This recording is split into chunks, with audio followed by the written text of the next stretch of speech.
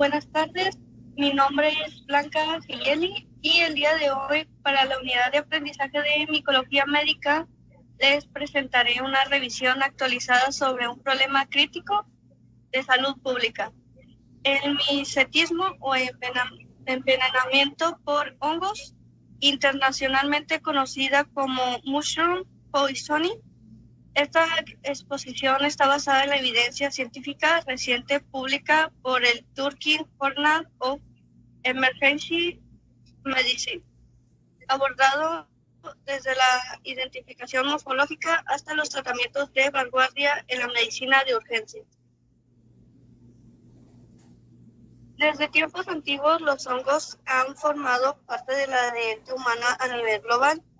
Sin embargo, esta práctica esconde un grave peligro. Mientras que muchas especies son deliciosas y totalmente inofensivas, existen variedades altamente venenosas capaces de desencadenar desde una simple irritación gastrointestinal leve hasta una falla orgánica multisistémica y posteriormente la muerte. El verdadero reto radica en que es prácticamente imposible distinguir una especie venenosa de una comestible, basándose únicamente en su forma o morfología a simple vista. Esto convierte a la recolección e ingesta accidental en una emergencia médica compleja. Los hongos fascinantes porque son fuentes sumamente ricas en metabolismos secundarios bioactivos, pero cuando se consumen de forma silvestre se vuelven un desafío para los servicios de emergencia. Analicemos este dato estadístico alarmante. En más del 80% de los casos de envenenamiento, la especie de hongo ingerida no se logra identificar en el momento inicial. ¿Qué significa esto para el personal médico? Que no podemos esperar a que un biólogo identifique el hongo. El diagnóstico y el tratamiento inicial deben ser puramente clínicos, guiados por los síntomas del paciente y el tiempo de aparición de estos. A esta especie le conocemos como el gran imitador. La causa principal de las intoxicaciones mortales en todo el mundo es la capacidad de recolectores para diferenciar los hongos venenosos de los comestibles. El enemigo número uno es Amanita phalloides, la cual es responsable de más del 90% de todas las muertes fatales por micetismo. ¿Por qué se confunde tanto? Porque su fenotipo, especialmente en etapas jóvenes o de botón, es casi idéntico al del hongo champiñón común, Agaricus bisporus, o el hongo de la paja, Wolbachia bulbacea. Pues es importante destacar que la primavera y el otoño son las claves de estaciones del año donde se registra el mayor riesgo clínico debido a las condiciones de humedad que favorecen su crecimiento. Bueno, para entender la gravedad del cuadro debemos de clasificar químicamente sus toxinas en grandes grupos. Primero tenemos las ciclopéptidos, estos específicamente las amatoxinas presentes en los géneros Amanita y Lepiota, que inhibe la síntesis de proteína y posee una letalidad extrema. En segundo lugar tenemos las neurotoxinas, como la psilocibina, que esta causa alucinaciones, la giromitrina, que esta induce convulsiones, y la muscarina, con efectos colinérgicos. Por último, tenemos las toxinas de efecto específico, como la orellanina, que produce una nefrotoxina sumamente tardía, y la coprina, que esta genera una reacción severa al tipo disulfiram cuando se mezclan con el consumo de alcohol. Cuando un paciente ingiere Amanita phalloides, nos enfrentamos a una cronología de daño orgánico muy engañosa, que se divide en 4 fases. La primera es la fase de latencia. Esta dura entre 6 y 24 horas.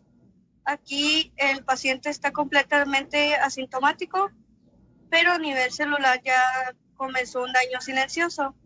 Luego viene la fase gastrointestinal de las 12 a las 24 horas, caracterizada por vómitos y una diarrea coliforme severa que deshidrata rápidamente al paciente. La tercera tenemos la fase más peligrosa, que es la fase quiescente o de falsa mejoría. Esta es de las 24 a 36 horas. Los síntomas estomacales desaparecen y el paciente cree que ya sanó, pero internamente las enzimas hepáticas se están disparando. Finalmente tenemos el de 3 a 7 días. Se llega a la fase de fallo orgánico con una necrosis hepática masiva, encefalopatía, coagulopatía y desafortunadamente la muerte si no se invierte a tiempo. Viendo el mecanismo a nivel molecular, cómo es que las amatocinas destruyen el cuerpo. Estas actúan como potentes inhibidores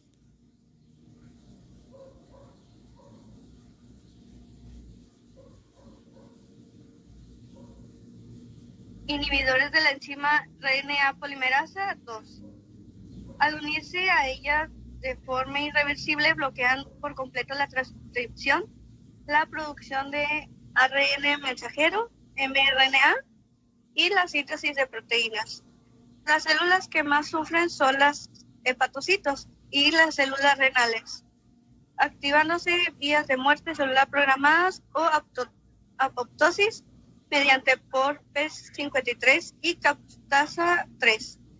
Para colmo, el cuerpo entra en un círculo vicioso debido al ciclo enterohepático, que tiene como 60% de las toxinas absorbidas regresando continuamente al hígado a través de la vía biliar, perpetuando y amplificando la necrosis hepática y masiva.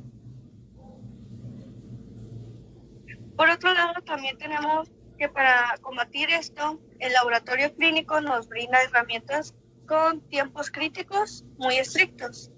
Para detectar directamente de la amanitina, contamos con la prueba ELISA en orina, pero es efectiva únicamente si se realiza antes de las 36 horas de la ingesta.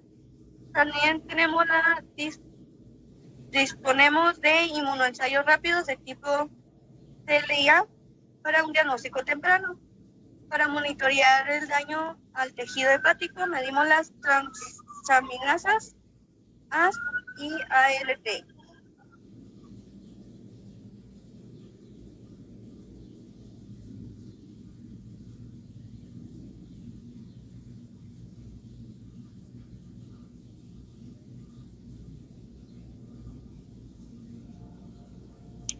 Siguiendo con los transaminasas A, CT y ALT, cuyo pico masivo de elevación ocurre entre las 48 y 72 horas.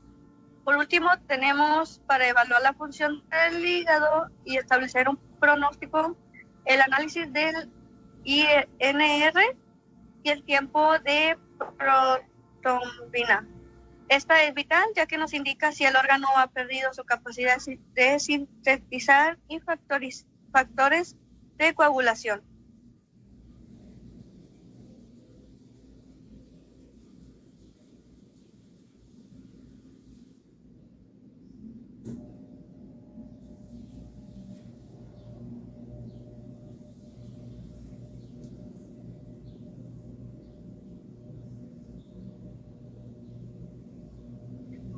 Continuando por la síndrome de inicio temprano, tenemos clínicamente que las intoxicaciones se dividen según el tiempo de aparición de los síntomas.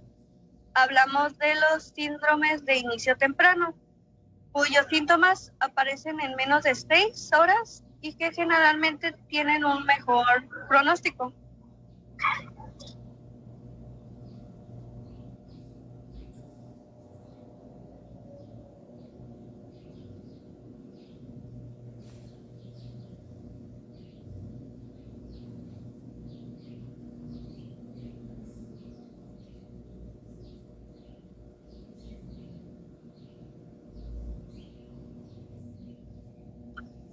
Siguiendo con los síndromes, tenemos que aquí encontramos el síndrome muscarínico causado por especies como Clitosibe, que produce el clásico cuadro colinérgico,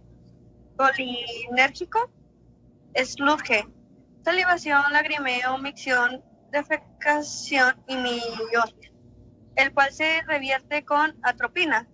También está el síndrome de psilocibino, que tiene como efectos alucinógenos rápidos que se manejan con soporte y benzodiazepinas para controlar la agitación. Los irritantes gastrointestinales puros, como Chlorofillium mollifides, provocan náuseas y vómitos rápidos, pero tienen un excelente pronóstico solo con rehidratación. Y no olvidemos el efecto coprino.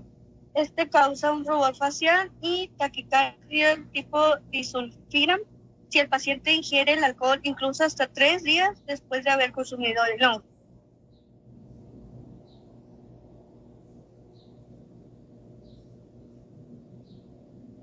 En contraste absoluto, los síndromes de inicio tardío, donde los síntomas tardan más de 6 horas en aparecer, representan la verdadera emergencias toxicológicas con riesgo de daño orgánico irreversible y muerte. Un ejemplo es la intoxicación por orellanina, el hongo cortinarios, que desencadena una falla renal extrema y tardía que se manifiesta entre 3 y 20 días después de la ingesta. De hecho, el 11% de estos pacientes termina requiriendo un trasplante renal permanente. Otro ejemplo es la giromitrina, que interviene con el metabolismo neuronal provocando convulsiones severas por deficiencia de vitamina B6 y metahemoglobinemia. El tratamiento mandatorio en este caso es la administración intravenosa de piridoxina a dosis de 70 ml.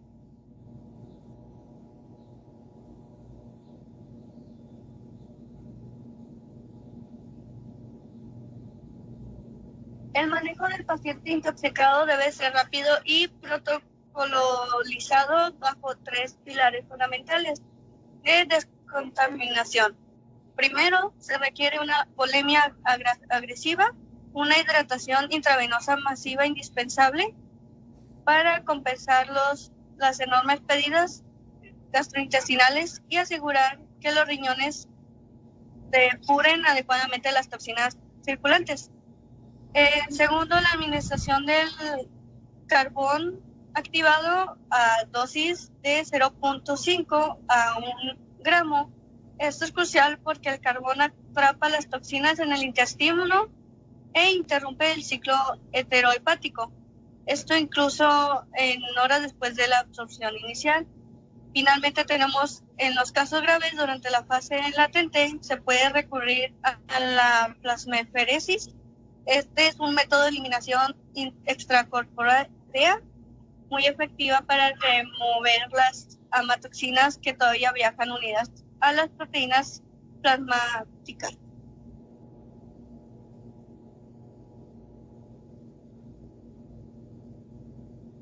Para terminar, revisemos la terapia antidótica específica que busca maximizar la supervivencia del paciente sin necesidad de un trasplante hepático de emergencia.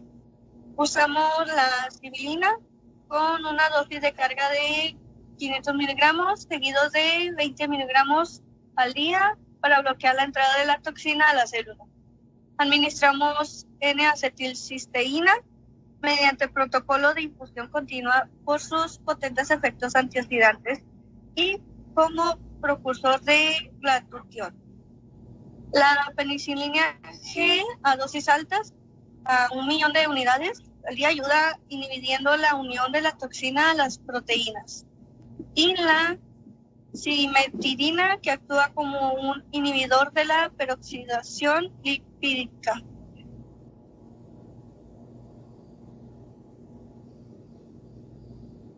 Como conclusión, el éxito frente al envenenamiento por hongos depende de la sospecha clínica temprana, el reconocimiento de los síndromes cronológicos y la aplicación inmediata de este esquema terapéutico agresivo.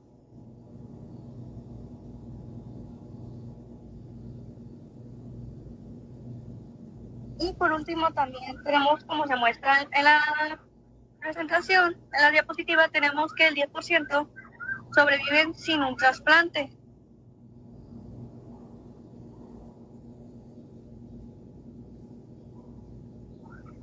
Ya que el 80 o 90%, como se muestra en la conclusión del artículo del paper, tenemos que el 80% son supervivencia con trasplante de órganos. Como última, pues, ayuda para que pueda sobrevivir el paciente a este envenenamiento de los hongos. Y pues esto sería todo. Muchas gracias.